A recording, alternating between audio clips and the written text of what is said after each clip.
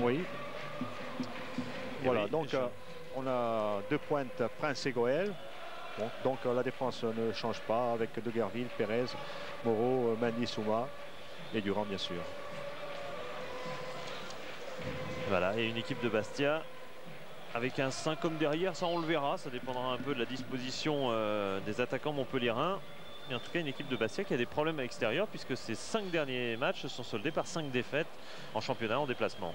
Oui, c'est vrai que Bastia ce soir a besoin de faire un résultat pour se réhabituer à prendre des points à l'extérieur s'ils veulent vraiment jouer une place en Coupe d'Europe. Donc c'est impératif pour de recoller à l'extérieur. D'autant que Bastia a eu dernièrement également quelques soucis à domicile. Ça n'a pas toujours été très facile. Du coup, Bastia qui a vraiment occupé les toutes premières places du classement pendant une longue partie de ce début de saison. Eh bien, on est pratiquement à la trêve et Bastia est retombé dans cette situation presque anonyme de milieu de tableau. Le match de ce soir peut être décisif pour ressortir de cette zone. Monsieur Bray étant l'arbitre de la rencontre avec les deux capitaines, Biles et Moreau. Oui, la pression de la Coupe d'Europe est retombée. Les joueurs et l'entraîneur se sont reconcentrés sur le championnat. Ils en ont parlé. Ils ont un objectif. Ce sera un challenge que de jouer cette nouvelle Coupe d'Europe l'année prochaine. Donc ça commence ce soir par absolument accrocher un résultat. Vous avez vu auparavant, voilà, c'est Maouvet et Rouvier en conversation, vous avez vu Bakayoko en pleine concentration, presque mystique auparavant. L'Ivoirien.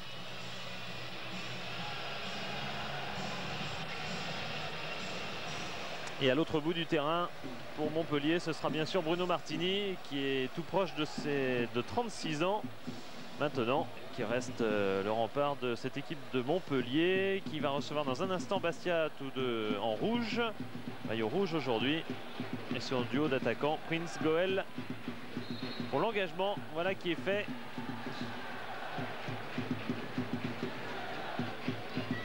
Et Frédéric Mendy alerte tout de suite Pérez qu'on est censé voir assez offensif aujourd'hui, mais ça dépendra aussi un petit peu de l'état de son genou, qui le rendait genou gauche, qui lui rendait presque douteux aujourd'hui.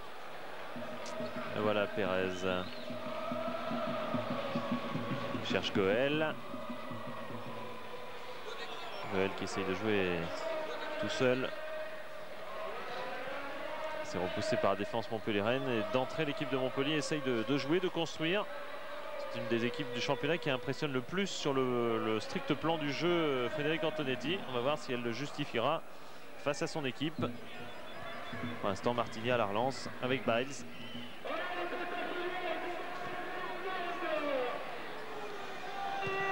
Fugier, un appel de Garni sur le côté, bien coupé par Morlaix Souma.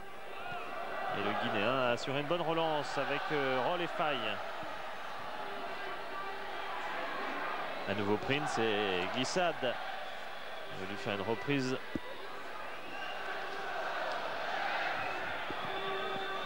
Faille contré à son tour. Le pressing orchestré par Rouvière qui permet à Fugier de se dégager. Avec Maouvet, avec Jean-Christophe Rouvière à nouveau. Appel toujours de Garni. C'est le joueur le plus remuant de cette ligne d'attaque. Le centre, c'est repoussé, mais ça va être repris par Rizetto de la tête. Et Durand menacé une première fois. On a presque l'impression qu'il maîtrisait Durand. Oui, Rizetto est... La tête de Rizetto. Est un peu oublié sur le marquage là. Hein. Franck Rizetto qui n'a pas été très bon à Cannes. Je pense était l'un des visés par Michel Bézi dans son discours plutôt musclé d'après-match, qui veut prouver bien des choses aujourd'hui. La tête est contrée un instant, mais ça peut revenir sur Dos Santos. C'est dégagé juste devant sa ligne, je crois, par Pérez. Ça va revenir avec Rizetto toujours. Centre à nouveau un peu contré. Il y a de la détermination, il y a Fugier. Ça passe encore très près du cadre de Durand. Oui, Bastia est chaud et heureusement que Souma n'intercepte pas la balle. Il a l'intelligence de la laisser passer. Il a vu que la balle n'allait pas dans les buts. Voilà. Hein. Oui, on a tout juste le temps de revoir le tir de Dos Santos. Et vous voyez, du genou, Pérez. Prince, interception de Dos Santos. Ouais, il faut dire que Prince subit un marquage. Attention avec Bakayoko qui a peut-être enfin une occasion. Il se la crée en tout cas en réussissant à passer ce tir au milieu des défenseurs Bastia. C'est pas terminé avec Dos Santos.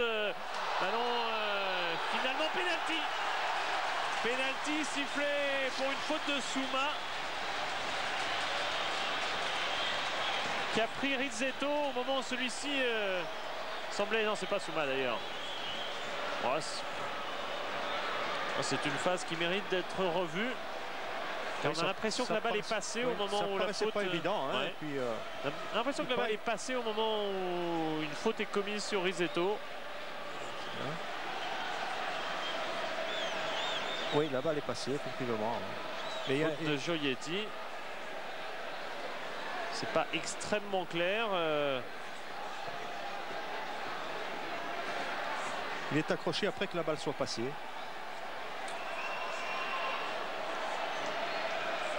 Ceci dit, Monsieur Bray s'appuie sur le règlement. Faute dans la surface égale penalty. N'a pas de... La notion de danger, de but et autres n'est pas inscrite dans le règlement. Prince va enfin changer de chaussures. Ce ne sera pas du luxe. Et pendant ce temps-là, c'est Hervé Alicart qui va avoir l'occasion d'inscrire le premier but de la partie. Il a déjà inscrit un but cette saison. Voilà le deuxième. D'un contre-pied parfait.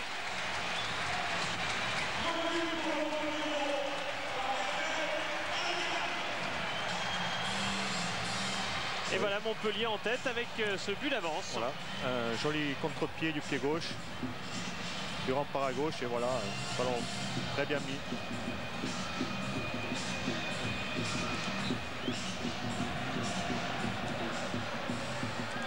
Attention parce que Prince là s'est relevé.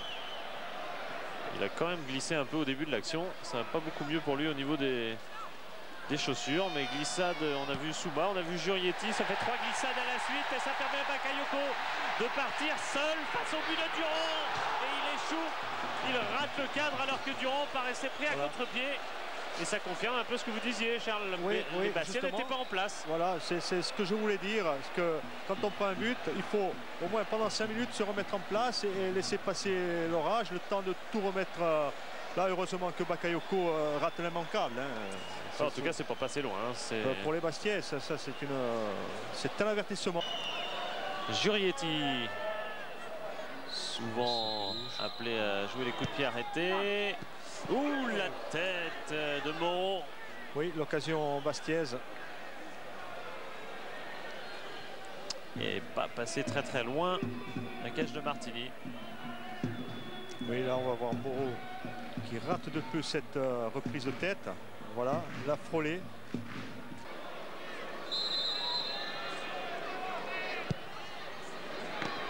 Allez, Durand qui sort impeccablement sur le coup franc de Rizzetto. Il sort sur une balle difficile. De Fugier, pardon. Et c'était la fin, toute fin de la première période qui va donc Montpellier mener toujours à 1-0 sur ce penalty d'Hervé Alicart au milieu de la première période.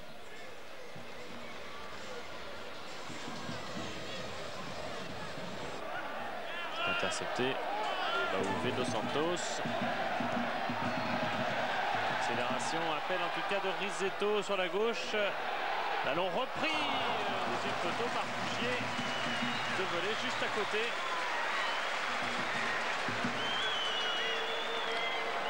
Bauvé qui était à l'origine de l'action. Oui, là c'est encore une bonne occasion pour Montpellier. Oui Philippe, et je ne sais pas si on peut voir le bon Bastier, les chaussettes de Mamadou Faye et à la fois les grands crampons aussi de Mamadou Faye, parce qu'il m'a dit que vraiment ça glissait, mais il ne comprend pas lui, parce que tout le monde a mis des grands crampons. Et il ne comprend pas pourquoi il glisse, c'est ça voilà, que je voulais dire. Oui. Mais ça prouve que, comme je l'ai expliqué au début, le terrain n'est pas facile. Le terrain est dur. Et il y a un carton jaune. Le terrain est mouillé. Oh là, c'est rouge. Mais oui, c'est Zodic ou Rouvière. C'est Jodic. Et oui. C'est son deuxième. C'est bien Zodic qui a été taclé sur le côté.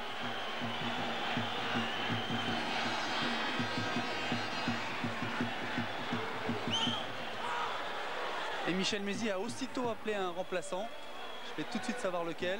Et oui, parce que Montpellier défendait à 3. Voilà un stopper exclu. Ça va compliquer effectivement la tâche équipe montpelliéraine. Alors qu'il reste tout de même encore 25 minutes à jouer.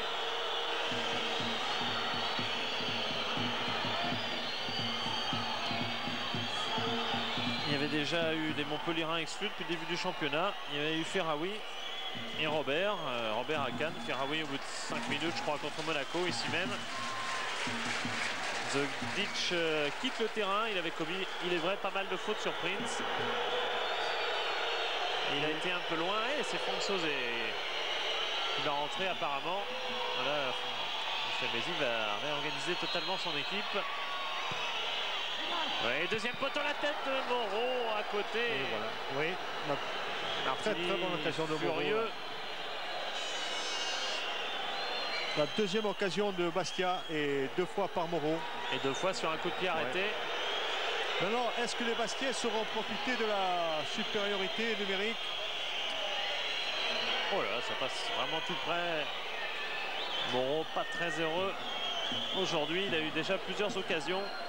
Et cette fois, ça y est, Philippe, vous avez la rentrée de Franck Sauzet. Eh oui. Est-ce que le travail soit directement, soit par combinaison, mais j'ai l'impression que ça va être là aussi coup franc directement tiré. Mais toujours pas de réussite. Bastia qui a marqué un coup franc direct depuis le début de la saison. Oui, ça manque de concentration dans cette frappe.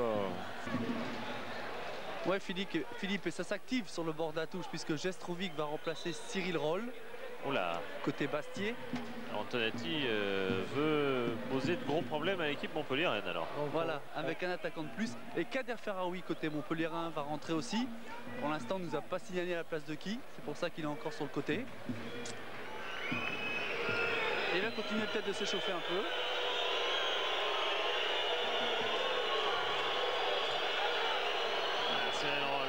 Le terrain, c'est pas la peine qu'il s'énerve.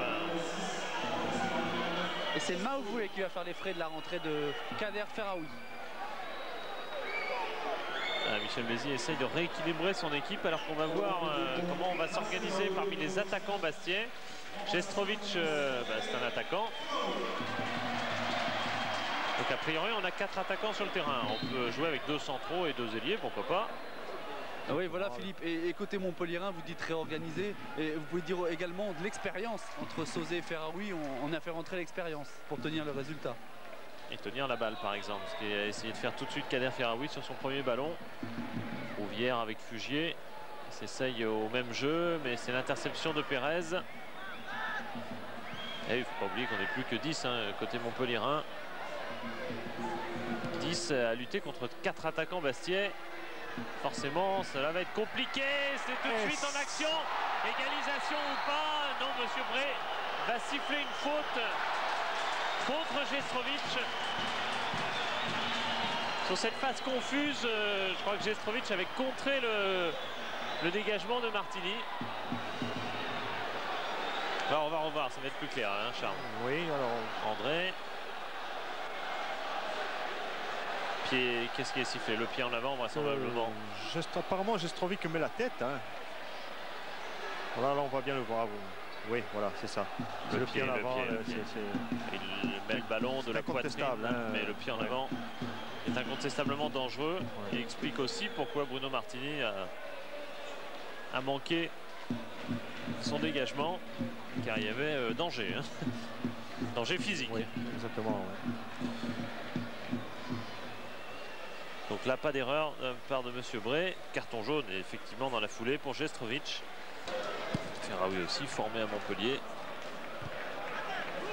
Avant de voyager un peu quand même du côté de Cannes. Ah, oui. Oui, déviation de Jestrovic pour Prince. Et Martini qui fait un arrêt essentiel, très certainement, sur cette bonne frappe de Prince. Une frappe assez puissante et bien placée. Et c'est la manchette de Martini qui sauve Montpellier. Et que Montpellier subit très largement le jeu depuis le début de cette seconde période. Corner tout de même avec Fugier. Il n'y a pas grand monde, mais il y a Sauzé. Tir à rebond. Oui, c'est... Et puis ils avaient une solution tranquille quand ils avaient du mal à construire, c'était la tête de Drobniak. Oui, c'est un point d'appui et un point d'ancrage qui non plus, cette année non plus. C'était une façon d'amener le danger devant le but, le danger immédiat. Et c'est bien pour ça que Frédéric Antonetti, compte tenu des progrès de son équipe par ailleurs, hein, dans d'autres domaines, se dit qu'avec un ou deux renforts de plus offensifs, il y aurait de quoi remonter dans la première zone. C'est vrai qu'il faudrait un renfort, par exemple, comme Ravanelli. Mais vous savez que Ravanelli, son transfert coûte autant que le budget de Bastia. Donc c'est un petit problème. Voilà. Prince obtient le pénalty. Le Montpellierin n'y croit pas. C'est vrai que la faute paraissait plutôt bénigne. Il reste 5 minutes. Ah oui, il est accroché. Oui, légèrement déséquilibré par Dos Santos.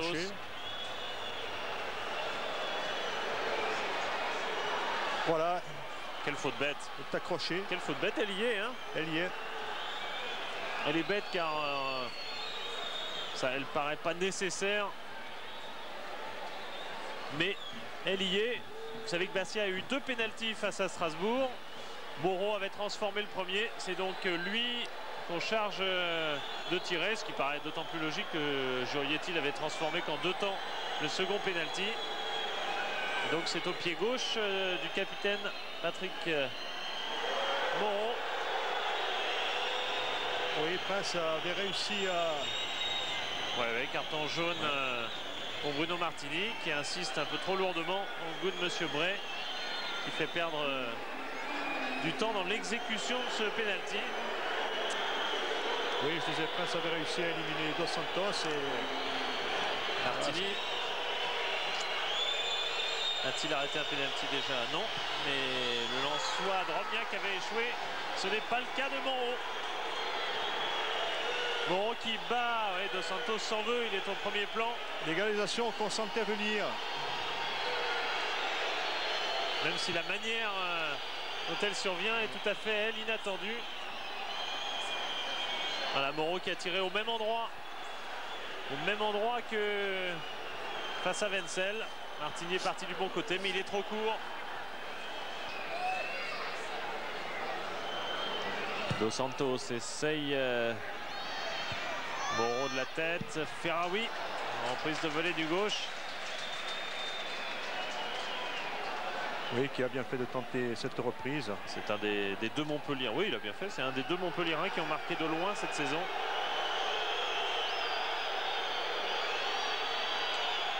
Alors que Durand se plaint auprès de Monsieur Bray. Peut-être il y a des jets d'objets. Hein, j'en ai peur.